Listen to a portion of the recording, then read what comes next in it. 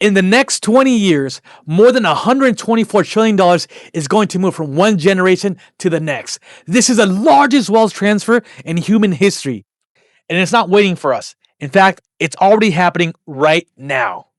If you're a millennial or Generation X getting ready to inherit, or a baby boomer or Generation X planning on what to leave behind, this episode is for you. Because the biggest mistakes are usually not about the money. They're about the conversations that we never have and the rules that we don't know about until it's way too late. Today, we're breaking down the inherited IRA tax traps that are catching families by surprise, the family conflicts that destroy legacies, and exactly what you can do right now to protect what matters to you the most. Life is full of choices, but how do all these choices connect? And how do we plan for what matters most? Because when your life goals align with the right financial strategy, you don't just dream, you climb. Welcome back to The Climb. I'm your host, Isai Juarez, and today we're diving into the great wealth transfer, the $124 trillion that's already moving between generations. Here's what we'll cover in this episode: the big picture numbers and why this matters right now, the inherited IRA 10-year rule and the tax traps catching families off guard, common family and legacy mistakes that destroy wealth, and we'll go over real-life scenarios and how to start the conversation with your parents. Let's start by looking at the numbers so you understand the scale of what's happening today. We are currently witnessing the largest movement of wealth in human history.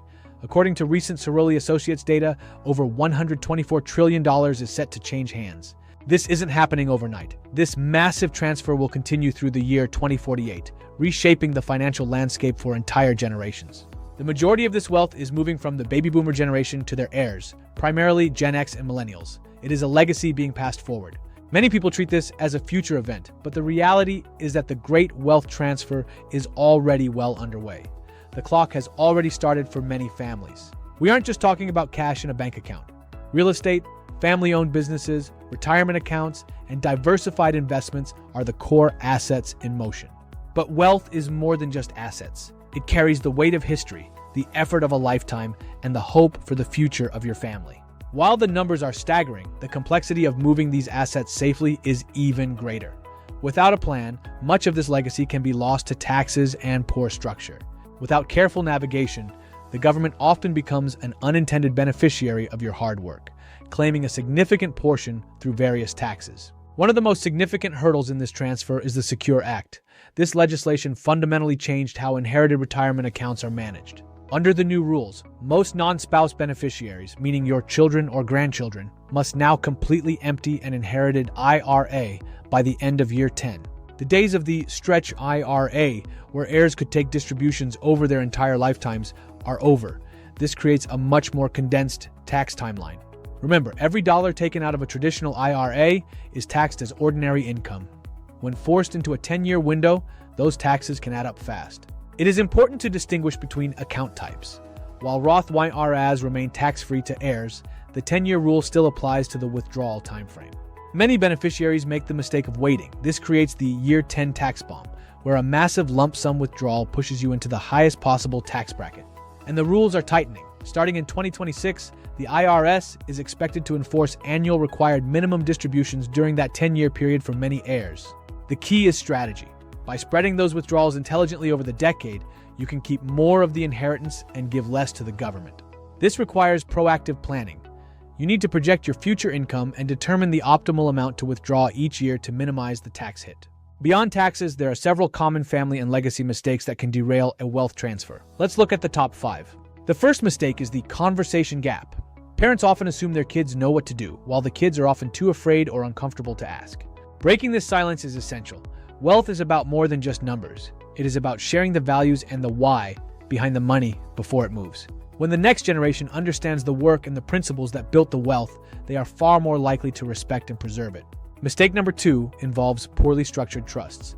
Many trusts are built on age-based distributions that don't account for real-life challenges like divorce or addiction. A legacy needs protection that evolves. Rigid structures can fail when life happens, so your trust needs to be as dynamic as the family it serves. Modern trust design focuses on protection and flexibility, ensuring that assets are available when needed but protected from creditors and poor decisions. This is where we see the biggest opportunity and why Journey Equity Wealth Management exists. We serve as the bridge between two generations. Your legacy is more than a balance sheet. It is a set of values, a vision, and a guide for the next generation to build upon. Managing wealth requires emotional intelligence. It's about navigating the relationships and the responsibilities that come with a large inheritance. Mistake number 4 is a technical trap, failing to update beneficiary designations.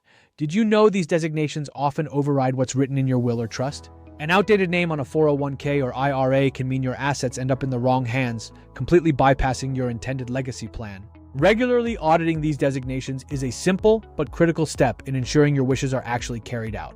Finally, the 5th mistake is treating an inheritance as free money. Without a plan for taxes and reinvesting, wealth that took a lifetime to build can vanish in a few years. To make a lasting impact, heirs need a plan that considers long-term growth and the responsibilities that come with significant wealth. The first step in preparing the next generation is education. They need to understand the basics of investing, taxes, and cash flow management. Give them practical experience. Start with smaller amounts and involve them in the decision-making process before the full transfer occurs. Consider formalizing family governance.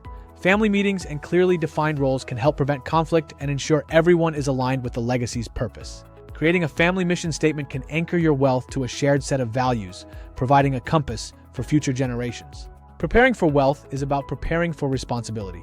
It's about ensuring the heirs are ready for the money just as much as the money is ready for them. This is where I see the biggest opportunity and why the climb exists. We can help both sides of the table. The generation transferring wealth wants to protect the legacy and values that they work so hard to accomplish. The generation receiving it needs guidance so the money becomes a blessing instead of a burden. If you have recently inherited an IRA or a 401k and have no freaking clue what to do now, here are the 5 things you need to know. I'm Tyler. I'm a former financial advisor and portfolio manager. Very important before we do anything else that we really take time to assess who is it that we're receiving financial advice from, okay? A lot of influencers, a lot of content creators, a lot of people who are not licensed or don't have financial literacy who are talking about these important concepts but don't have the understanding, the knowledge behind them. So Tyler here looks like he's a former portfolio manager, financial advisor. He's done his homework, it seems like. So, before anything else, always check your sources and make sure it's a credible source. Number 1, in 2019, Congress passed a law that says inherited IRAs must be withdrawn within 10 years of the person's death. What that law didn't specify was whether the money had to be taken out every year or whether someone could wait to take it out all at once at the end of 10 years. Congress passes the Secure Act in 2019. And in the Secure Act, one of the elements of that is saying you must distribute 100% of your inherent IRA within 10 years. Prior to that, you were able to stretch your entire inherent IRA through your lifetime. So that's the major change here. So 10 years versus your lifetime. Really, what is it about? Collecting taxes, right? In my opinion.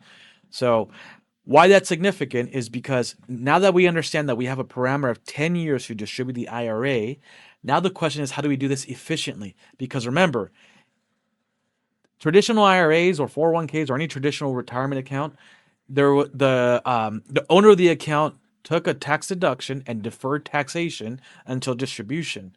So now that you've inherited that account and you have to distribute 100% of the funds within 10 years, every time that you make a distribution, it becomes a taxable event at ordinary income tax rates.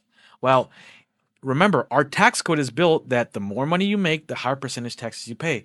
So ideally, what you want to do is you want to be systematic, you want to be methodical when you take distributions. Look, it's hard to predict the future, especially what our income is going to be in the next 10 years, or even where income tax brackets can be in the next 10 years.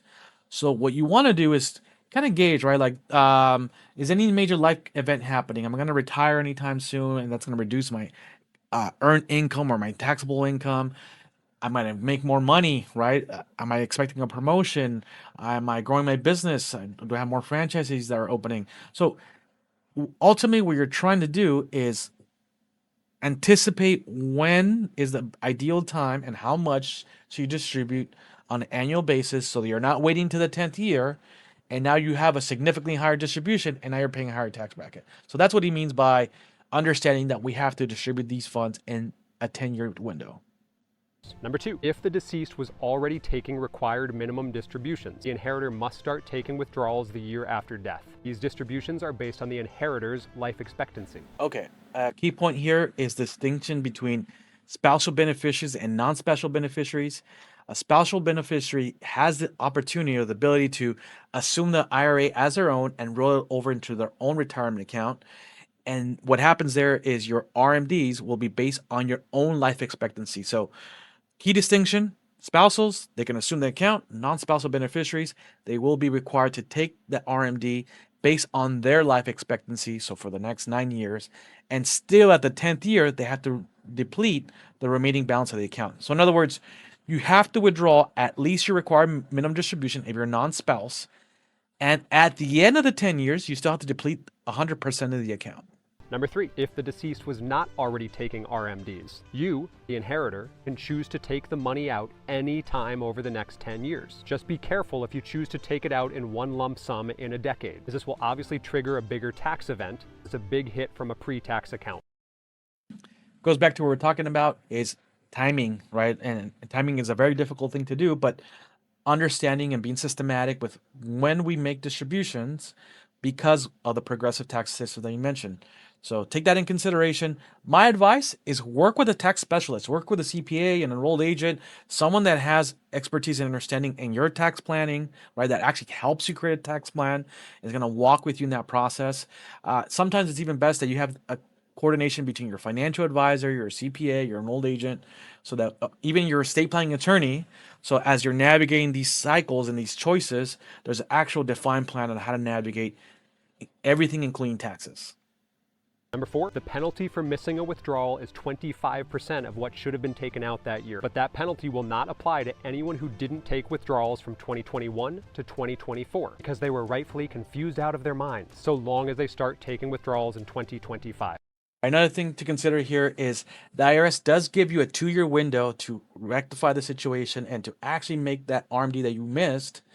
If you do so in the first 2 years, that penalty drops from 25% to 10%.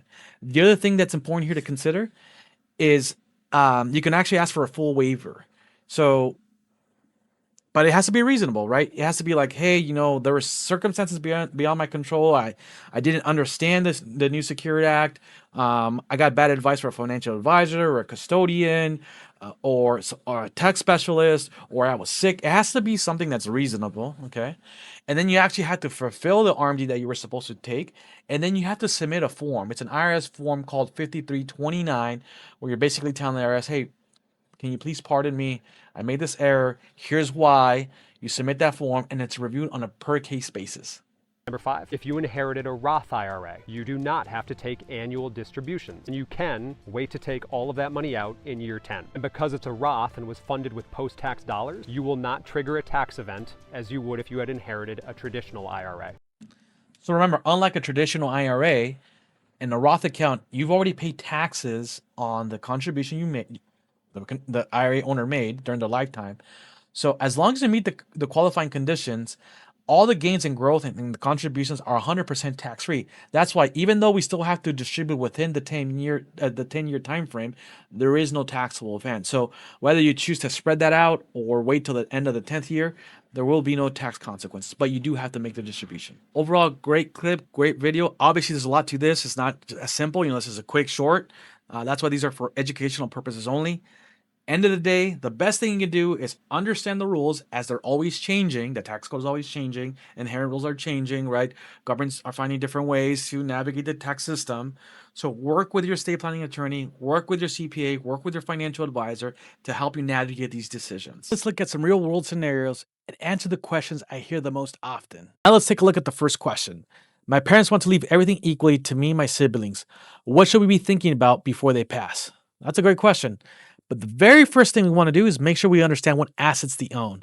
Okay, do they have savings, investings, retirement accounts, rental properties, real estate, primary residencies? Like, what do they actually own and how are they titled?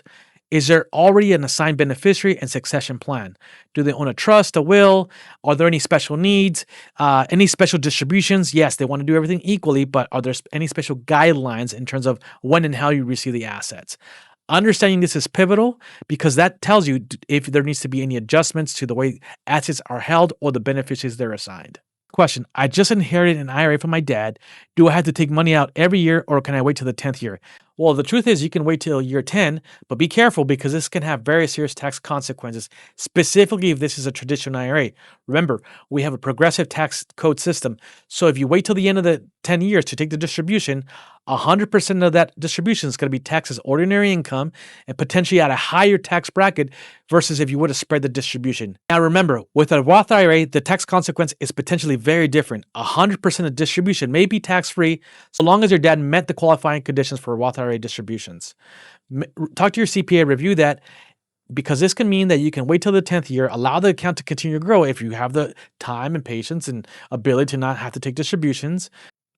How do I bring up estate planning with my parents without getting it awkward and emotional? Look, I understand these are very difficult conversations because you don't want your parents to think that you're interested in their money and their assets and that's where your relationship is built on. I understand, right? Like these are uneasy conversations, but it's not so much about that. It's about making sure that your parents' goals, dreams, and intentions are met, right?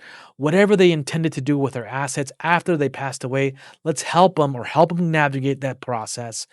And you as a beneficiary, making sure that you're doing the best, not only to receive the most estate, but make sure this estate is not falling in the hands of Uncle Sam with more taxation or that unintended consequences are happening. So that's why it's important for us to have this conversation, right, with our parents, our siblings, and say, look, life has cycles. We know that death is something that we can't avoid. So let's plan around it, right? Let's sit together as a family so that we can avoid uncomfortable conversations after this happens, right? Oh, I misunderstood my parents' intentions, or one sibling thought one thing, the other thought another. This is typically where family conflict starts. By having a clear plan and definition of how to navigate the estate distribution, we avoid some of those very difficult moments that happen after we lose our loved ones, like our parents. And the next question is, what if one of my siblings is really bad with money? Can my parents protect the inheritance? Absolutely. Within a trust, if they're using a trust, right, that'd be the first part, is they can specify the distribution, whether there's a special needs trust here because one of their kids has problems with drugs, alcohol, or simply your parents want to define specific metrics on how and when the estate is distributed. Work with an estate planning attorney, specifically your parents, to define these parameters. $124 trillion wealth transfer isn't just about moving money from one generation to the next. It's about values, legacy, and making sure the people we love are prepared and not surprised. The biggest gift you can give your family isn't the money itself. It's the conversations, the planning, and the guidance that turns that money into a blessing instead of a burden. If this episode gave you clarity or sparked questions about your own family situation, I want you to take one action this week. Start the conversation and reach out to your parents, your children, your grandparents, your siblings, and have this conversation about wealth management and the greatest wealth transfer in human history.